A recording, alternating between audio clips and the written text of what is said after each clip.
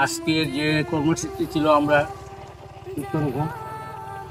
আমাদের সংগঠনের সবাইকে ধন্যবাদ জানাই যে সময় দেওয়ার জন্য, পরিশ্রম করার জন্য। আর যে গাছ অনুদান দিয়েছিলেন ভাই, তাহলে আমরা ধন্যবাদ জানাই আমরা তরফ থাকি যে তাই সুন্দর একটা হাল করছেন, গাছ অনুদান দিয়েছেন। আমরা এগুলারে বন্টন করে সবাই রাখতে পৌঁছাইতে পারছি, এটি আল্লাহর কাছে লাখ লাখ শুক্রিয়া।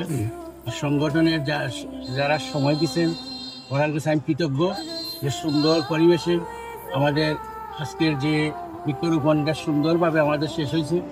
দেশের বাইরে যারা দেখছেন আপনারা আমরা ফলো করেন, ফলো করে আমরা এইভাবে আপনারা অনুদান দেন যাতে আমরা সামাজিক কাজ করতে তারা সুন্দর একটা সংগঠন উপহার দিলাম।